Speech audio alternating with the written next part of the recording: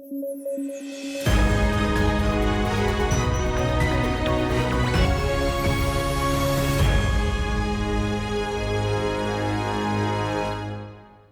News at 9 programme में आपका स्वागत है। मैं हूं अमृत उपाध्याय। आइए जल्दी से देखें आज की हेडलाइन। फिलीपींस ने दक्षिण चीन सागर के लिए एक नए कोड ऑफ कंडक्ट की बात। चर्चा के लिए मलेशिया और वियतनाम से किया संपर्क। फिलीपींस ने चीन की आक्रामकता को दिया दोष। बिहार की कैबिनेट ने किया एक अहम प्रस्ताव पारित। प्रस्ताव में बिहार को स्पेशल कैटेगरी स्टेटस देने का केंद्र से अनुरोध। कल्याणकारी योजनाओं को पूरा करना है मकसद। और इजरायल हमास युद्ध से आई एक सुखद खबर। इजरायल मानवीय विराम के लिए तैयार, बदले में हमास करेगा बंधकों की रिहाई।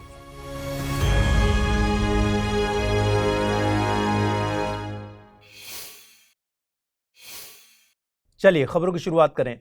हाल ही में फिलीपींस ने दक्षिण चीन सागर के लिए एक अलग कोड ऑफ कंडक्ट पर चर्चा करने के लिए मलेशिया और वियतनाम जैसे पड़ोसी देशों से संपर्क किया है।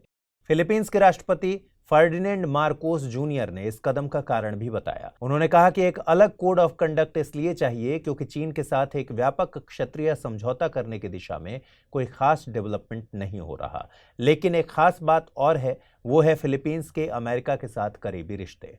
दरअसल राष्ट्रपति फर्डिनेंड मार्कोस जूनियर के टेन्योर में फिलीपींस और चीन के बीच संबंध और अधिक तनावपूर्ण हो गए हैं और फिलीपींस ने अमेरिका के साथ संबंधों को फिर से मजबूत किया है।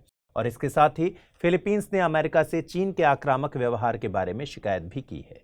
चलिए इस खबर के जरिए समझते हैं कि दक्षिण चीन सागर को लेकर फिलीपींस और चीन के बीच क्या विवाद है और क्यों इतना खास है दक्षिण चीन सागर। देखिए, चीन दावा करता है कि लगभग पूरे दक्षिण चीन सागर पर उसका एक छत्र राज है, लेकिन चीन ये दावा किस आधार पर करता है?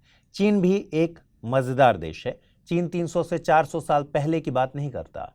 चीन सीधे 4000 साल पहले की बात करता है। चीन बोलता है कि लगभग 4000 साल पहले चीन में एक जिया राजवंश हुआ करता था। इस राजवंश के ऐतिहासिक रिकॉर्ड में दक्षिण चीन सागर पर चीन का अधिकार बताया गया था। इस ऐतिहासिक रिकॉर्ड के बेस पर चीन ने इस समुद्री क्षेत्र पर एक यू आकार की लाइन खींच दी और आसपास पड़ोसी देशों से कह दिया कि इसके अंदर आने वाला समुद्री क्षेत्र चीन का है। इसी लाइन को 9 डैश लाइन कहा जाता है।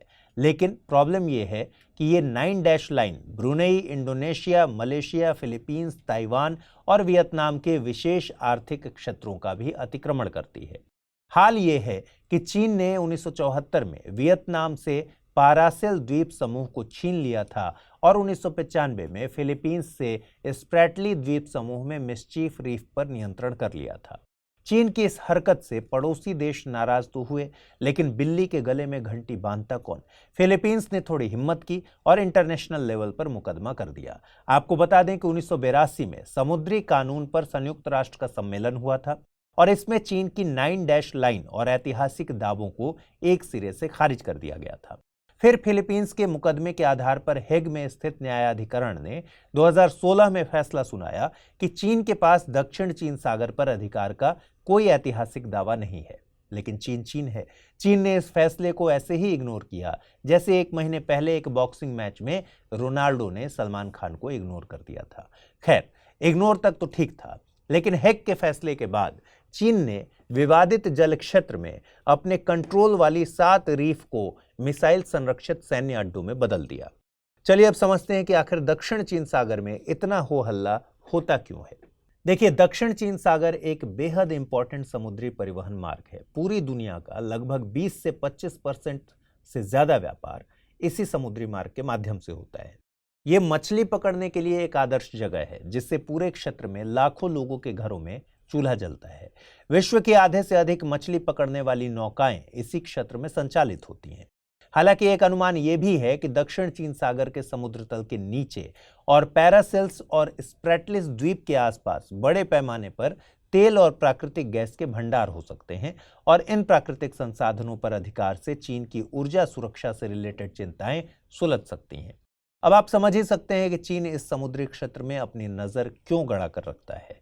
समुद्री मार्ग पर कंट्रोल मतलब व्यापार पर कंट्रोल, और व्यापार पर कंट्रोल का मतलब किसी भी देश की अर्थव्यवस्था पर कंट्रोल। जैसे चीन समुद्री मार्ग पर कंट्रोल से पेट्रोलियम के आयात निर्यात को कंट्रोल कर सकता है। समुद्री मार्ग पर कंट्रोल का दूसरा एंगल रणनीतिक है। चीन विदेशी सैन्य बलों, खासतौर पर अमेरिका को इस समुद्री क्षेत्र में अपनी दखलंदाजी करने से रोक सकता है। बिहार के मुख्यमंत्री नीतीश कुमार ने कैबिनेट की बैठक में एक अहम प्रस्ताव पारित किया। दरअसल प्रस्ताव में केंद्र सरकार से बिहार को स्पेशल कैटेगरी स्टेटस देने का अनुरोध किया गया है। बिहार को स्पेशल कैटेगरी स्टेटस देने की मांग के पीछे मुख्यमंत्री ने तर्क भी दिया है। मुख्यमंत्री ने कहा कि राज्य सरकार द्वारा लोगों के हित में बनाई गई योजनाओं को लागू करने के लिए लगभग 2.5 लाख करोड़ रुपए की जरूरत होगी। अगर केंद्र सरकार द्वारा बिहार को स्पेशल कैटेगरी स्टेटस मिल जाता है तो बिहार सरकार द्वारा इन कल्याणकारी योजनाओं पर अमल आसानी से हो जाएगा। चलिए समझते हैं स्पेशल कैटेगरी स्टेटस या SCS क्या होता है, इसके क्या फायदे हैं। स्पेशल कैटेगरी स्टेटस केंद्र सरकार द्वारा बनाया गया राज्यों का एक वर्गीकरण है। ऐसे राज्यों को भौगोलिक और सामाजिक आर्थिक समस्याओं का सामना करने के लिए केंद्र के द्वारा सहायता दी जाती है। आपको बता दें कि संविधान में SCS से रिलेटेड कोई भी प्रावधान नहीं है। ये वर्गीकरण 1969 में 5वें वित्त आयोग की सिफारिशों पर किया गया था। अब आपके मन में सवाल आ रहा होगा कि किसी राज्य को स्पेशल कैटेगरी स्टेटस देने के क्या पैरामीटर्स होते हैं। ये पैरामीटर्स गाडगिल फॉर्मूला पर आधारित हैं। इसके तहत ऐसे राज्यों को स्पेशल कैटेगरी स्टेटस दिया जाता है जहां पहाड़ी इलाका हो, कम जनसंख्या घनत्व हो, जनजातीय जनसंख्या का बड़ा हिस्सा निवास करता हो, पड़ोसी देशों के साथ सीमा साझा करता हो और आर्थिक तथा बुनियादी ढांचा पिछड़ापन भरा हो। पहली बार 1969 में जम्मू कश्मीर, असम और नागालैंड को स्पेशल कैटेगरी स्टेटस दिया गया, लेकिन 14वें वित्त आयोग ने पूर्वोत्तर और 3 पहाड़ी राज्यों को छोड़कर अन्य राज्यों के लिए स्पेशल कैटेगरी स्टेटस खत्म कर दिया। चलिए जानते हैं स्पेशल कैटेगरी स्टेटस से फायदा क्या मिलता है। केंद्र सरकार स्पेशल कैटेगरी स्टेटस प्राप्त राज्यों को केंद्र प्रायोजित योजना में आवश्यक धनराशि का 90% भुगतान करती है, जबकि अन्य राज्यों के मामले में या 60% या फिर 75% दिया जाता है। खास बात यह है कि एक फाइनेंशियल ईयर में खर्च न किया गया पैसा लैप्स नहीं होता और कैरी फॉरवर्ड यानी आगे बढ़ जाता है। इन राज्यों को उत्पाद शुल्क और सीमा शुल्क, आयकर और कॉरपोरेट कर में अच्छी खासी रियायतें दी जाती हैं, छूट दी जाती हैं। इसके साथ ही केंद्र सरकार के कुल बजट का 30% स्पेशल कैटेगरी स्टेटस राज्यों को जाता है। स्पेशल कैटेगरी स्टेटस के फायदे तो हमने देख ही लिए, आइए अब इसकी कमियों पर नजर डालते हैं। इस स्टेटस को देने से केंद्रीय वित्त पर बोझ बढ़ता है। साथ ही किसी राज्य को विशेष दर्जा देने से अन्य राज्यों की ओर से भी ऐसी ही मांगे उठती हैं। उदाहरण के लिए आंध्र प्रदेश, ओडिशा और बिहार से भी मांगे उठती आ रही हैं।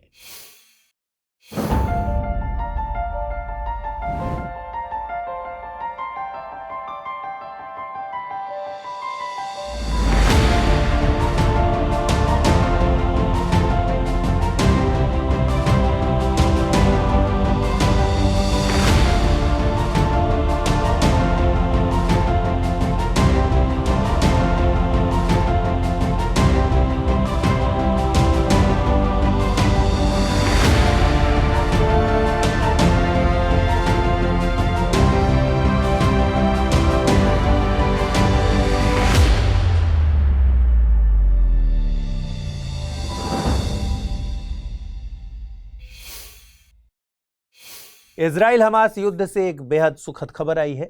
दरअसल इजरायली कैबिनेट ने एक बड़ा फैसला लिया है। इजराइल और हमास के बीच मानवीय विराम के लिए एक समझौता हुआ है। फिलहाल यह मानवीय विराम 4 दिन के लिए हुआ है, लेकिन इसको भविष्य में आगे भी बढ़ाया जा सकता है। इस समझौते के तहत बंधकों की रिहाई के बदले इजराइल गाजा पर अगले कुछ दिनों तक बमबारी नहीं करेगा। इस समझौते के जरिए 50 इजरायली नागरिकों को रिहा किया जाएगा। हर रोज 12 से 13 बंधकों को ग्रुप में छोड़ा जाएगा, जिनमें ज्यादातर महिलाएं और बच्चे हैं। इजरायली प्रधानमंत्री बेंजामिन नेतन्याहू ने कहा है कि यह डील बेहद जरूरी है और जब तक बंधकों की रिहाई नहीं होती तब तक युद्ध खत्म नहीं होगा। आपको बता दें कि 7 अक्टूबर को हमास ने इजराइल पर हमला किया था और हमले में 1400 से ज्यादा लोगों को मार दिया था। इसके साथ ही 200 से ज्यादा लोगों को बंधक बनाकर गाजा में ले जाया गया। इस समझौते के पीछे कतर, मिस्र और संयुक्त राज्य अमेरिका के प्रयासों को श्रेय दिया जा रहा है। हालांकि इस समझौते को युद्ध विराम या फिर सीज फायर नहीं बोला जा रहा है, बल्कि मानवीय विराम कहा जा रहा है। आपको बता दें कि संयुक्त राष्ट्र मानवीय विराम को मानवीय उद्देश्यों के लिए शत्रुता की अस्थायी समाप्ति के रूप में परिभाषित करता है। मतलब युद्ध चल रहा है, लेकिन कुछ मानवीय सहायता के लिए कुछ दिनों के लिए युद्ध से ब्रेक लिया गया है। इस तरह के ठहराव आमतौर पर एक फिक्स टाइम और एक स्पेसिफिक एरिया के लिए होते हैं जहां पर मानवीय गतिविधियां या सहायता की जानी होती हैं।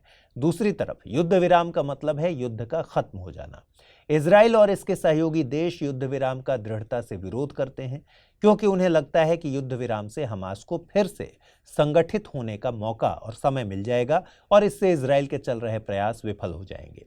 लेकिन मानवीय विराम युद्ध के बीच कुछ राहत तो जरूर देगा।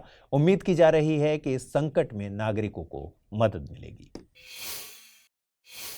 हाल ही में विदेश मंत्री डॉक्टर एस जयशंकर ने भारत नॉर्डिक बाल्टिक 8 टर्म का यूज किया है। डॉक्टर एस जयशंकर ने कहा कि भारत यूरोपीय संघ मुक्त व्यापार समझौता जल्द ही फाइनलाइज होगा और भारत ईयू व्यापार और प्रौद्योगिकी परिषद मजबूत भारत नॉर्डिक बाल्टिक 8 के लिए नए रास्ते खोल सकती है। अब आपको समझना होगा, यहाँ आपको बता दें कि नॉर्डिक बाल्टिक 8 सामूहिक रूप से 2 ट्रिलियन अमेरिकी डॉलर से अधिक की अर्थव्यवस्था का प्रतिनिधित्व करते हैं और नॉर्डिक बाल्टिक 8 के साथ भारत का संयुक्त व्यापार वर्तमान में लगभग 7.3 बिलियन अमेरिकी डॉलर का है। तो चलिए समझते हैं नॉर्डिक बाल्टिक देश कौन से हैं। आपको बता दें कि नॉर्डिक देशों में आर्कटिक क्षेत्र में फैले पश्चिमी यूरोप के सबसे उत्तरी हिस्से आते हैं। नॉर्डिक देश को नॉर्डिक्स या नॉर्डेन के नाम से भी जानते हैं, जिसका शाब्दिक अर्थ होता है उत्तर। नॉर्डिक देश उत्तरी यूरोप और उत्तरी अटलांटिक में एक भौगोलिक और सांस्कृतिक क्षेत्र है। इनमें डेनमार्क, फिनलैंड, आइसलैंड, नॉर्वे और स्वीडन प्रमुख हैं। खास बात यह है कि ग्रीनलैंड भौगोलिक रूप से उत्तरी अमेरिका का एक हिस्सा है, लेकिन राजनीतिक रूप से शेष नॉर्डिक देशों से जुड़ा है। इसी से रिलेटेड एक और टर्म है जिसे जानना जरूरी है। ये टर्म है स्कैंडिनेविया। स्कैंडिनेविया एक भौगोलिक शब्द है जिसमें केवल डेनमार्क, नॉर्वे और स्वीडन शामिल है। वहीं बाल्टिक देशों की बात की जाए तो बाल्टिक देशों में यूरोप का उत्तर पूर्वी क्षेत्र और बाल्टिक सागर के पूर्वी किनारे पर स्थित देश एस्टोनिया, लातविया और लिथुआनिया शामिल हैं। बाल्टिक देश पश्चिम और उत्तर दिशा में बाल्टिक सागर से घिरे हैं, इसीलिए इस क्षेत्र का नाम बाल्टिक रखा गया है। वर्ष 1991 में इन देशों ने सोवियत संघ सोशलिस्ट रिपब्लिक यूएसएसआर से स्वतंत्रता की घोषणा की थी। बाल्टिक क्षेत्र प्राकृतिक संसाधनों के मामले में पिछड़ा हुआ है। हालांकि एस्टोनिया खनिज तेल उत्पादक देश है, लेकिन इस क्षेत्र में खनिज और ऊर्जा संसाधनों का एक बड़ा हिस्सा इंपोर्ट किया जाता है। बाल्टिक अर्थव्यवस्था के लिए कृषि बहुत महत्वपूर्ण व्यवसाय है। आइए जल्दी से देखें आज के रैपिड न्यूज में क्या है खास। अभी हाल ही में वज्र प्रहार युद्ध अभ्यास 2023 की शुरुआत की गई। इस वर्ष युद्ध अभ्यास के 14वें संस्करण का आयोजन किया जा रहा है। वज्र प्रहार भारतीय और अमेरिका की सेना के बीच आयोजित होने वाला एक संयुक्त अभ्यास है। इस युद्ध अभ्यास के पहले संस्करण का आयोजन वर्ष 2010 में भारत में किया गया था। भारतीय नौसेना ने NASM-SR का सफल परीक्षण किया। यह DRDO और भारतीय नौसेना के बीच एक सहयोगात्मक प्रयास था। NASM-SR यानी नौसेना anti ship missile short range भारतीय नौसेना के लिए विकसित पहली स्वदेशी एंटी शिप क्रूज मिसाइल है। इस मिसाइल को हेलीकॉप्टरों से लॉन्च किया जा सकता है। यह मिसाइल सी ईगल मिसाइलों की जगह लेगी। बीते कुछ दिनों से सी स्किमिंग शब्द काफी चर्चा में रहा। यह शब्द मिसाइल की उस तकनीक को संदर्भित करता है जिसके द्वारा मिसाइल समुद्र की सतह से कुछ मीटर ऊपर तेजी से उड़ते हुए जाती है। मिसाइल की इस तकनीक के कारण इसे रडार से पकड़ना मुश्किल होता है। आपको बता दें कि भारत उन देशों में शामिल है जिनके पास यह तकनीक उपलब्ध है। ब्रह्मोस सुपरसोनिक क्रूज मिसाइल में भी इस तकनीक का इस्तेमाल किया गया है। भारत के दिग्गज खिलाड़ी पंकज आडवाणी ने 26वीं बार IBSF विश्व बिलियर्ड चैंपियनशिप का खिताब जीता। पंकज ने अपना पहला विश्व खिताब 2005 में जीता था। वे ग्रांड डबल हासिल करने वाले पहले खिलाड़ी बने थे। इसके साथ ही पंकज आडवाणी एशियन गेम्स में भी गोल्ड मेडल जीत चुके हैं। जेंडर और उस पर आधारित भेदभाव को लेकर पूरी दुनिया में बहस का माहौल है और ऐसे में ICC यानी अंतर्राष्ट्रीय क्रिकेट काउंसिल ने ट्रांसजेंडर प्लेयर्स को विमेंस क्रिकेट टीम में खेलने पर बैन लगा दिया है। दरअसल ICC ने पुरुष से महिला बनने वाले प्लेयर्स को लेकर ऐसा निर्णय लिया है, अर्थात मेडिकल ट्रीटमेंट, सर्जरी या लिंग परिवर्तन करवाकर पुरुष से महिला बनी कोई भी प्लेयर विमेंस क्रिकेट नहीं खेल पाएगी। यह निर्णय क्रिकेट में अंतर्राष्ट्रीय महिलाओं के खेल की अखंडता और खिलाड़ियों की सुरक्षा को ध्यान में रखकर लिया गया है। नासा ने हाल ही में अंतर्राष्ट्रीय अंतरिक्ष स्टेशन से ली गई एक तस्वीर साझा की है। पृथ्वी की सतह पर एयर ग्लो दिखाई दे रहा है। यह दिखने में ऑरोरा जैसा प्रतीत होते हैं, लेकिन इनके बनने की प्रक्रिया अलग होती है। नासा के अनुसार ऑरोरा के निर्माण में सौर तूफानों की अहम भूमिका है, जबकि एयर ग्लो दिन प्रतिदिन के सोलर रेडिएशन का नतीजा होते हैं। एयर ग्लो के निर्माण में ऊपरी वायुमंडल का तापमान, डेंसिटी और कणों की संरचना अहम भूमिका निभाती है। आइए जल्दी से देखें आज के बुलेटिन पर आधारित क्या प्रश्न बन सकते हैं। पहला सवाल है, बाल्टिक देशों में निम्नलिखित में से कौन सा देश शामिल नहीं है? Estonia, Latvia, Lithuania, Romania. अगला प्रश्न है, राज्यों का स्पेशल कैटेगरी स्टेटस किसकी सिफारिशों पर बनाया गया था? 5वें वित्त आयोग की सिफारिशों पर, 6वें वित्त आयोग की सिफारिशों पर, 4थे वित्त आयोग की सिफारिशों पर या फिर 7वें वित्त आयोग की सिफारिशों पर? आइए देखें पिछले बुलेटिन में मैंने आपसे क्या प्रश्न पूछे थे, उनके सही जवाब क्या है। पहला प्रश्न था, वायुमंडलीय तरंगे प्रयोग AWE किस अंतरिक्ष एजेंसी से संबंधित है? इसरो, नासा, जाक्सा या फिर ESA? सही जवाब है ऑप्शन बी, नासा। अगला प्रश्न मैंने पूछा था, टैंटलम से संबंधित निम्नलिखित कथनों पर विचार कीजिए। टैंटलम एक दुर्लभ धातु है जिसका परमाणु क्रमांक 73 है। यह सबसे अधिक जंग प्रतिरोधी धातुओं में से एक है। प्योर टैंटलम लचीला होता है। टैंटलम का गलनांक भी अत्यधिक उच्च होता है। उपरोक्त में से कौन से कथन गलत हैं? केवल एक, 2 और 3, सभी 4 या फिर कोई भी कथन गलत नहीं है? सही जवाब है इसका ऑप्शन डी, कोई भी कथन गलत नहीं है, सारे कथन बिल्कुल सही हैं। तो आज के इस बुलेटिन में इतना ही रखते हैं। कल रात 9 बजे आपसे मुलाकात होगी। ख्याल रखिए, ठीक से पढ़ाई कीजिए। अगर आप इस बुलेटिन की PDF हासिल करना चाहते हैं, अमृत उपाध्याय 007 टेलीग्राम चैनल है जिस पर इसकी PDF रोजाना मिलती है। आज पूछे गए सवालों का जवाब कमेंट बॉक्स में देना मत भूलिएगा। नमस्कार।